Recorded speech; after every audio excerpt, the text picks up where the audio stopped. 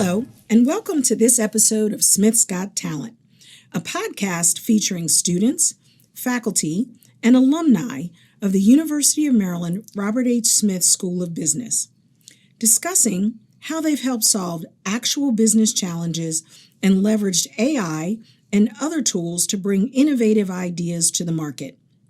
I'm Kim DeGross, the Assistant Dean and Head of the Office of Career Services, the host of our program.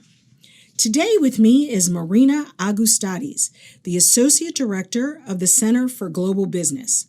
She oversees global experiential programs such as the Maryland Global Consulting Program, the Maximizing Maryland Graduate Internship Program, and Careers Crossing Borders series.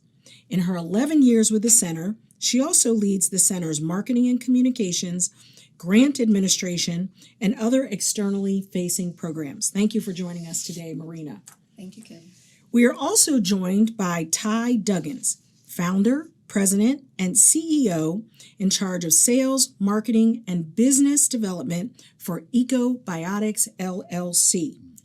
He has pioneered the use of ECObiotix in the wastewater treatment plant industry and has successfully guided its use in an effective flight-proven countermeasure to fog, which I can't wait to dive into what that is exactly.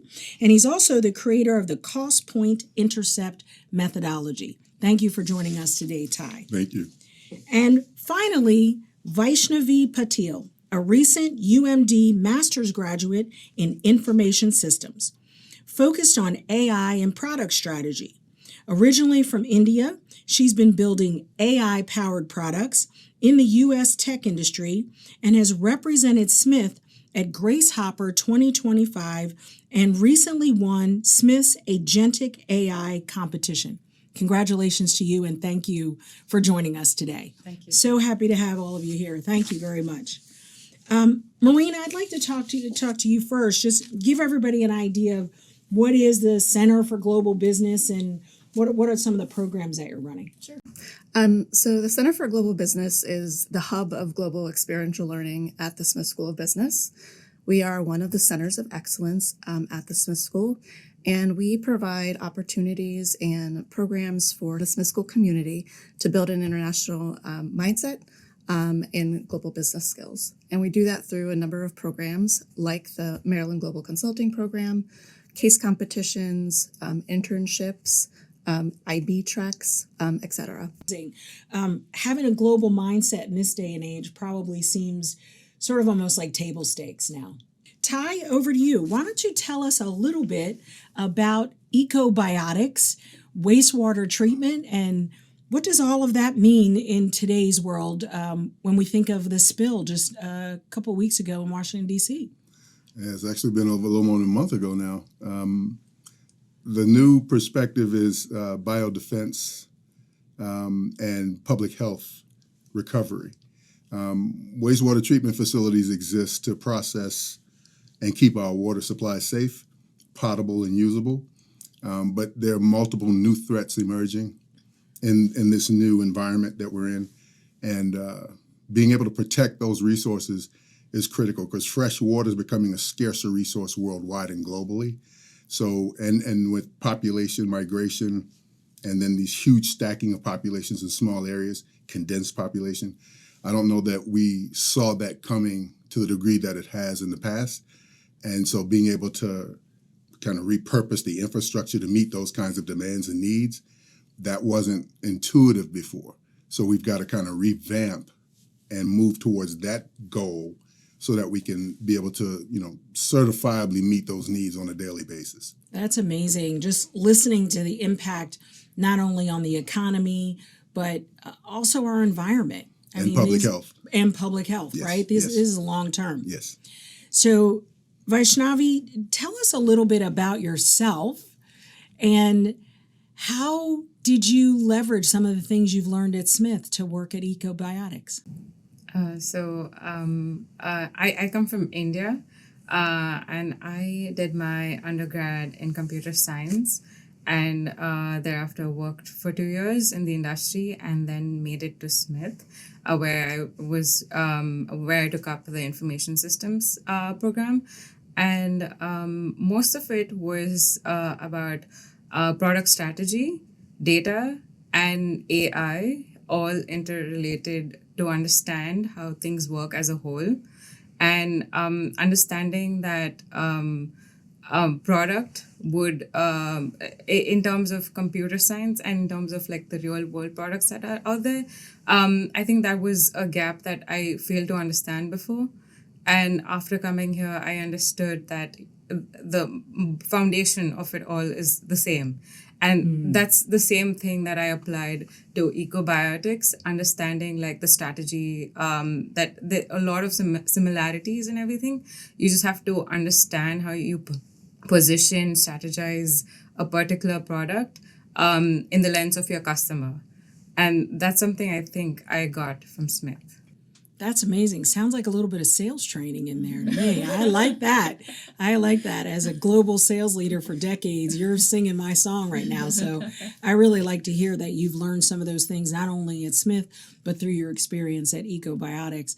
Marina, can you share with our audience a little bit about how you select the students and the employers, and then how you match them up in this global consulting program? Sure. So the way we form the teams for our global consulting projects, we actually have the students go through an application process. So students apply, and the program is open to all of our master's programs. So students, so MBAs and our business master's students. So they go through an application process, and we do receive quite a number of applicants through the process, probably around 70 to 100 applicants for just a few projects. And we, kind of vet those initial applications, and then we have a select group of students go through a group case study. And so they're doing this live via Zoom as myself and another faculty member view them in the background. So we look at things like how they're working on a team, who plays specific roles on that team, who's the project lead, who might be doing the research, who might be analyzing the data, and then presentation skills. So that at the end of that interview, they'll actually present their findings. So from those interviews, we come up with, we source the team. We're basing it on the experience of the interview, but we're also looking at cultural fit in terms of how they're going to fit with the company and how they're going to work with the client champion.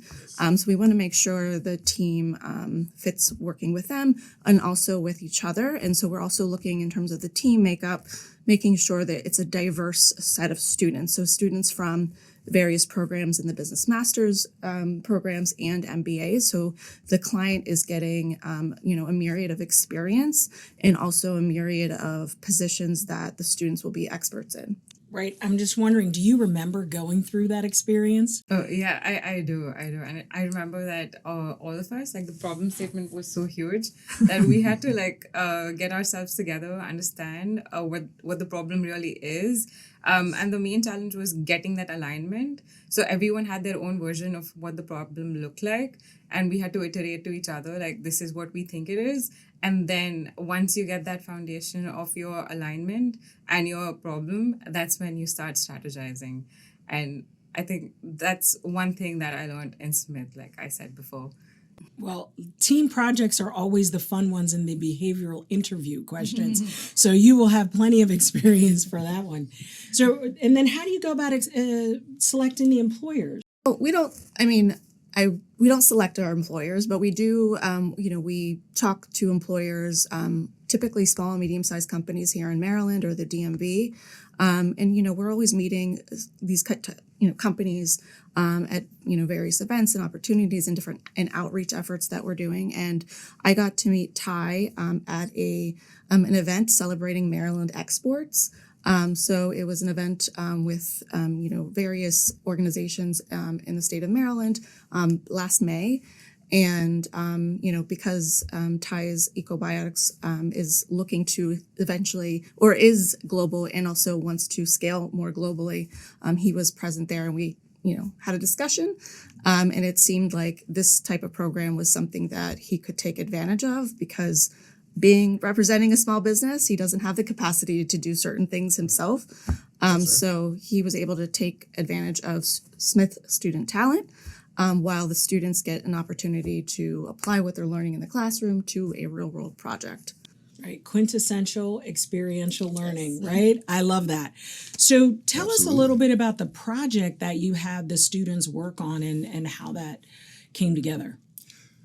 I think the best way to explain that is I'm challenged sometimes in the way that I operate because there's me, and I have a team of people who I work with in partnership alliances, but not a host of employees. So through Marina's participation, I was invited into this program, through her invitation, I'm sorry. And I met a brilliant cadre of students, not the least of which is Vaishnavi. So when I tell you that she has a critical skill set in terms of understanding how to challenge leadership and how to challenge conventional thinking and traditional thinking, because I had to come out of a mindset to see this a little differently. For instance, I've been selling ECObiotix as a product. ECObiotix is more identified as a platform technology. And what that means is that it democratizes the process critically. And there's a multitude of deliverables that ECObiotix delivers to clients. I don't think I fundamentally understood that, not in a critical way, in terms of pricing, application, and then building the business model around that assumption or presumption. It's changed the way that I do business. And I've also started to adapt AI technology to complement the use of ECObiotix, which further democratizes the process and creates a platform infrastructure that can deliver at scale, which helps me to be able to do that. So I can say unequivocally that had I not had this experience, that even if that had emerged, that concept might not have emerged for me for a little while longer down the road. So I think in terms of participating in this program with this young woman and the group that she came with, it accelerated my understanding of that. That's amazing. Now, do you remember sort of getting this project and how you all approached it? Yes. So when we first met Ty, we obviously knew that he was very enthusiastic about his product and what he stands for, and That's a sign of a good owner. This Yeah. is true. Yes. and that's what made us very intrigued towards him and what he stands for and his product. And that's why I think we were in like committed to it from the day one. We really wanted him, he's making such a big difference.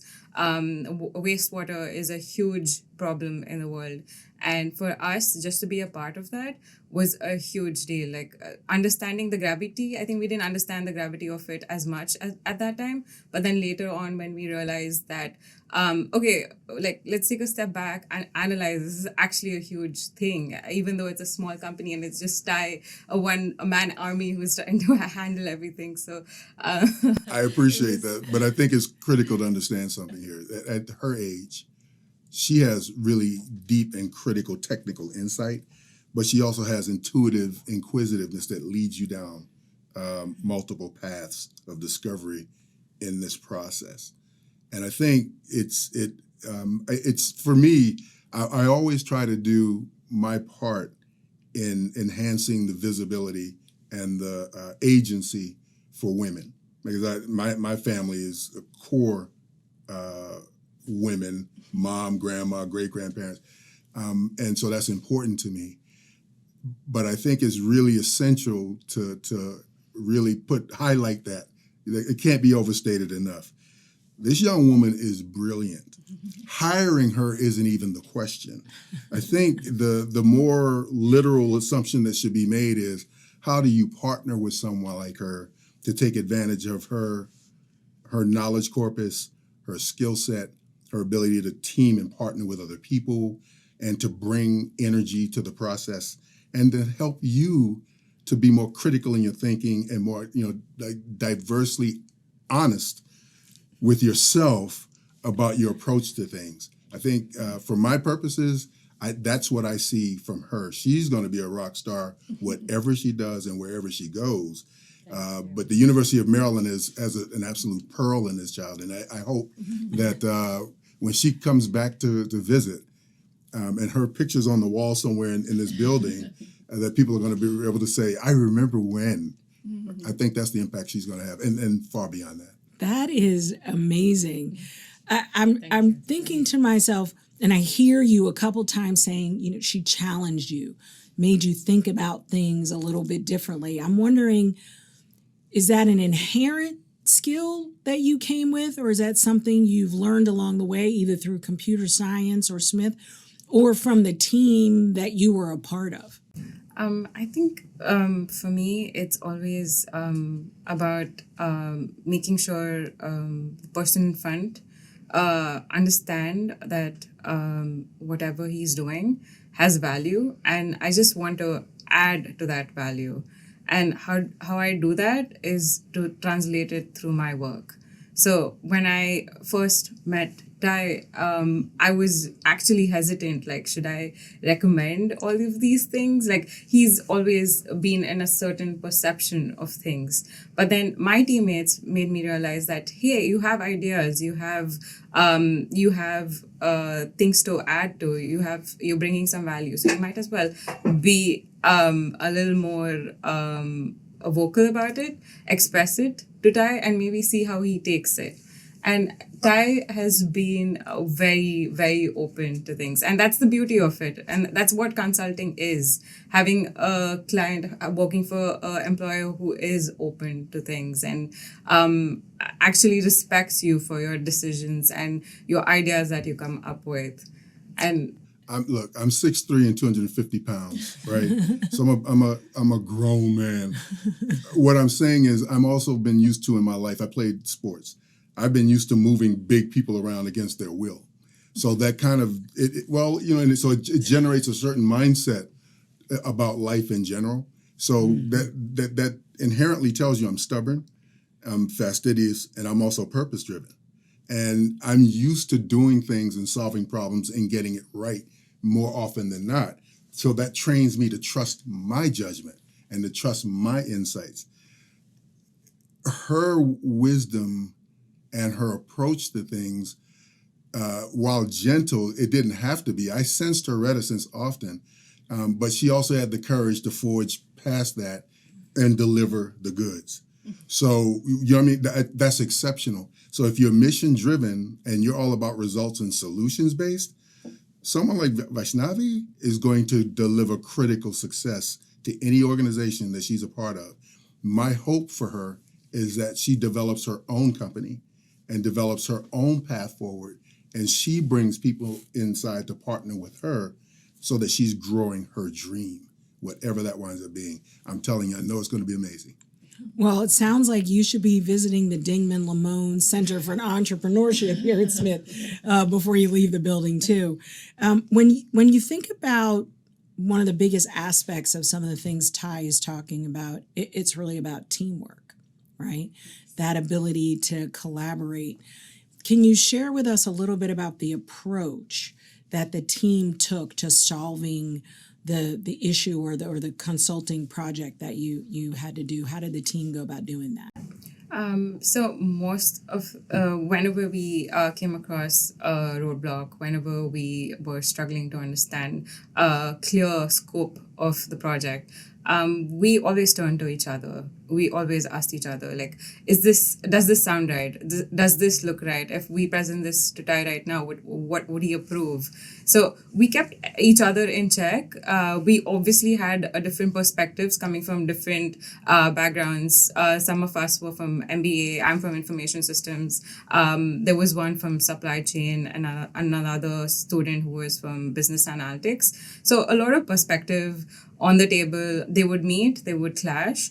But I think the goal was to understand what it all meant together. Does it make sense together? And would this help Ty at the end of the day? So everyone knew whatever we do, the work we put in, it aligns to Ty's vision. And every time one of us overthought a few things or were overthinking. Okay. I do have to say, from the get-go, watching this team, I just was amazed because as far as I was aware, they did not know each other. But they worked from the get-go, started working together like a very well-oiled machine. And I could tell the motivation behind their team was, how can we, help Ty, and how can we, provide him the successful recommendations in the end. And just the whole going along through the whole semester, I was just amazed by how well they worked together. But they all individually brought different elements that they were strong in to make the project successful. But yeah, it was a really, really well put together. Not to toot my own horn, but I'm serious. We're gonna toot it for I'm you. serious, but I was really excited about the team, and then in the end, what they delivered was far beyond just ultimately, I think initially what Ty was even looking for. I mean, it was from rebranding and redeveloping your website to help, folks understand what your product is, who you are as a person, those kinds of things. So it was just, over and beyond, what initially Ty had asked for. I promise you, Marina underpromised and overdelivered by a lot. Okay. When we met at a U.S. Commerce event, I had no idea that I was going to lead to this, obviously. But she has a really critical eye, I think, in terms of identifying talent and then matching that talent to the tasks, right? These young people are, as a group, there were 5. And they were awesome in terms of intellectual capacity, again, challenging thought processes. They taught me some things about KPI, developing dashboards, understanding how technology democratizes the process and how that can equip you to do more with less. And I think I'd understood those things intellectually, but there's a difference between going from concept to real world application. And they gave me the tools to move from that to this. Right. Yeah, let's riff off that just for a second. Yes. Which is around AI and the tools, right, that the team used. Maybe could you share a little bit about how you leveraged AI or what tools you did use to help bring real practical, from your perspective, solutions to the project? So we used AI in the sense of more towards research. We understood that we were working with a lot of data, a lot of technical data that we didn't really understand at first. That's fair. Because we don't come from the background that Ty comes from. And for us, just to understand that, make sense of that, I think AI wouldn't have been possible without AI. And just understanding what mechanisms, maybe pipelines we can use to further analyze that data. Yes. It's something we've discussed, but we haven't implemented. But the idea was to just give Ty a sense of what AI could look like with all the data that he has. And one other thing about all of this was understanding that even though you have AI, there are limitations. AI is not gonna go reach out to your customer, ask them what issues or problems are they facing on a daily basis. So just understanding that, reaching out to customers and how to leverage all the information that they give us into AI was the main pipeline. This season, during each episode, we'll have a segment featuring the esteemed AI expert and director of the Center for Artificial Intelligence in Business at the Smith School, Balaji Padmanabhan, that highlights the role of AI on the topics discussed. Now, before we start talking about AI, our Maryland Global Consulting project is an amazing thing, but not as amazing as the graduate students you heard from in this podcast earlier. They are incredible and the kinds of work that they've done here. Now, one of the things I wanted to take off on here is that the podcast talked about AI as a democratizing engine for when it comes to specialist knowledge. And the students actually and the company, were able to benefit from that angle, right? Highly complex information now AI being able to distill and explain.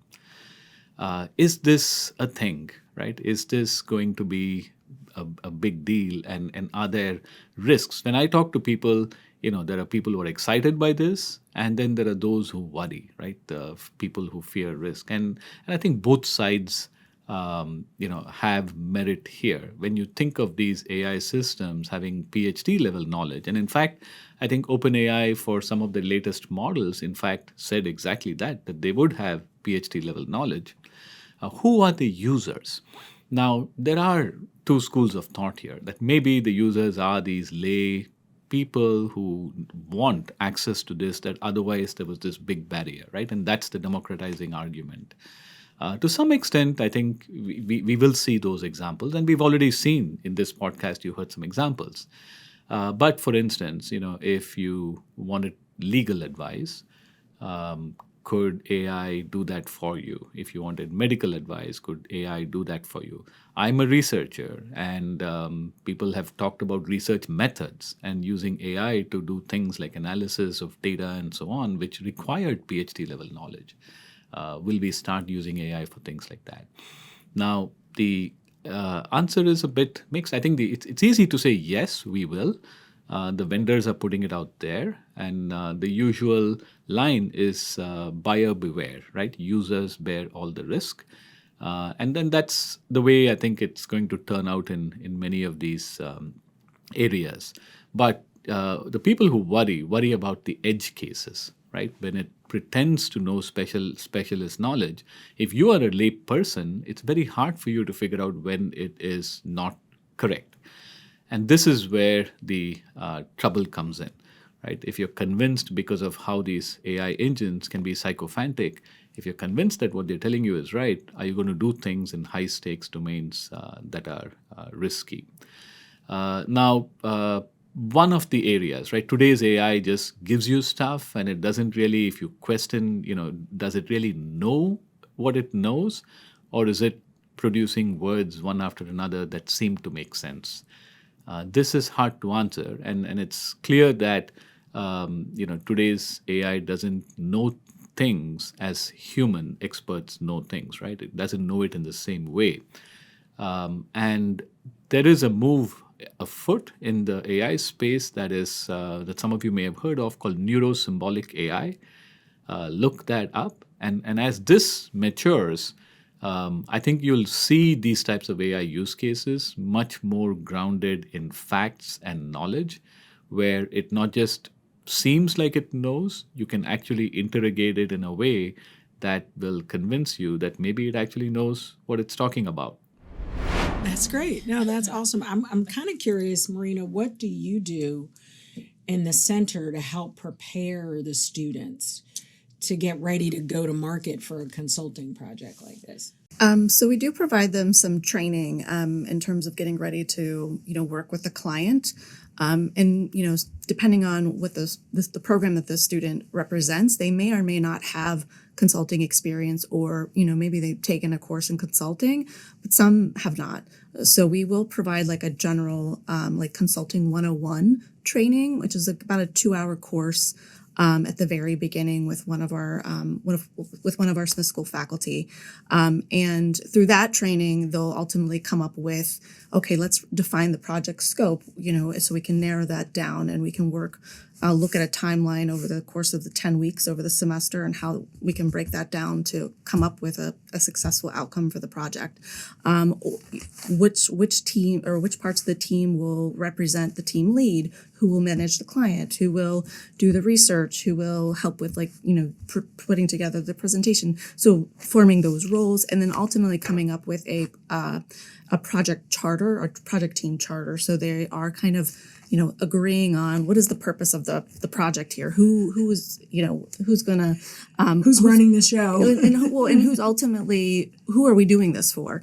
And so there's that. We also assign a faculty advisor to each team. Okay. So the faculty advisor will help. They will not be doing the work of the project, but they'll help guide the students over the course of the semester and just making sure that, they're considering certain things, they're, hitting certain, key points of the project, and ultimately not not falling off the guardrails.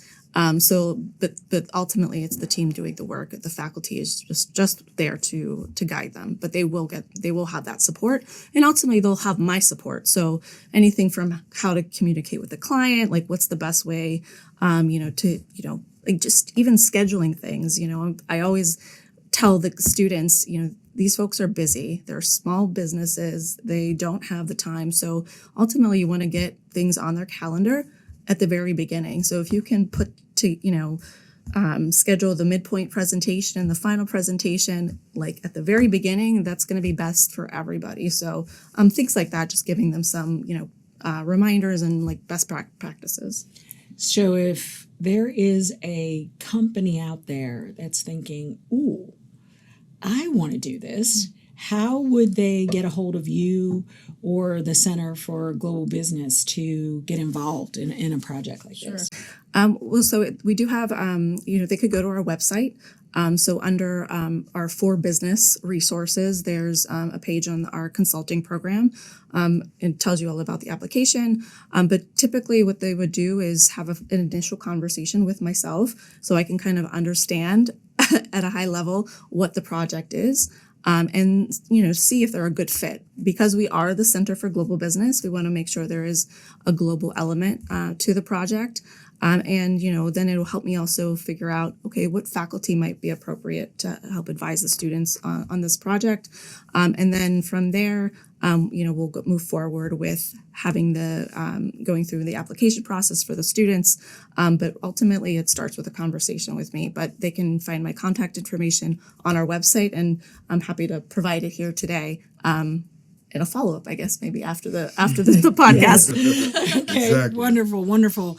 Ty, do you have a memory of when the students made their presentation to you and sort of your reaction and thoughts as we kind of wrap up? A memory? Yes. I can tell you this. I mentioned a term earlier about democratization. Well, AI democratizes everything. And there's integration of technologies, but there's also integration of thought. And so instead of you having to go to someone who's a microbiologist or who's a chemtech lab specialist, AI's ability to democratize all of this information and help you to put it together in a platform that someone who's not educated in that space but understands how to use the information correctly can deliver the same result. So you kind of de-skilling your workforce in a way, but you're also allowing people to become disruptors in spaces that previously they couldn't have even moved in, much less functioned in, and be locked in and optimize that's what the memory of all of this, that's what's been delivered for me. So DC Water doesn't see me as a contractor anymore. Now they've identified me as a partner.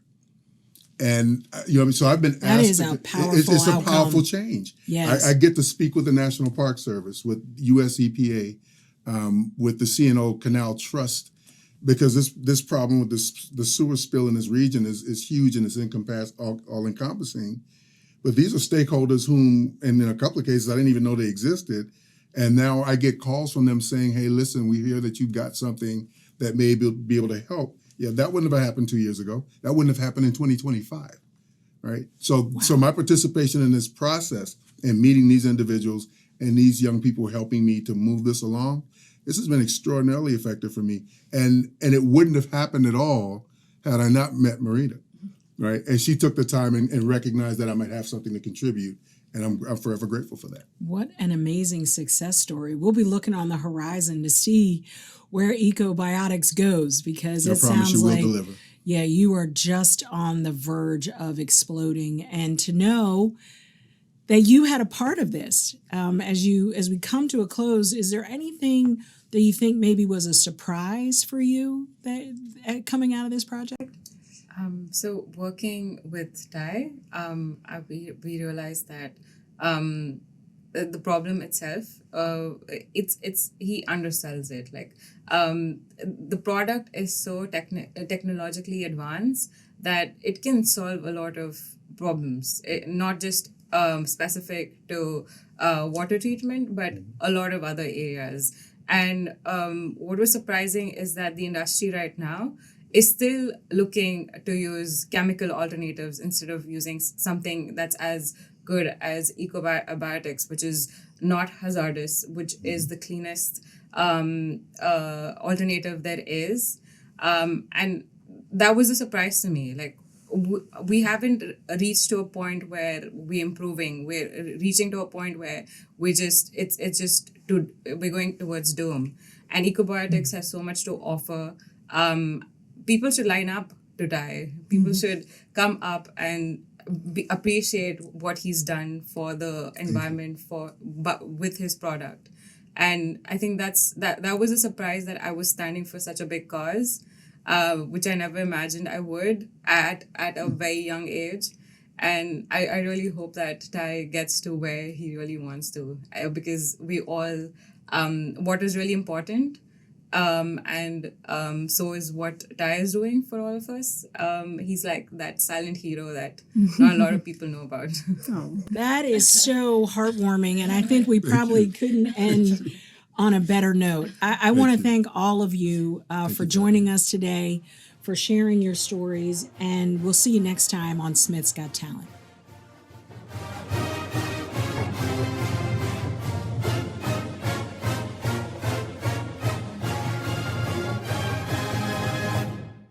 To learn more about how to hire our students that can innovate in your business, please email us at smithocs-ae@umd.edu.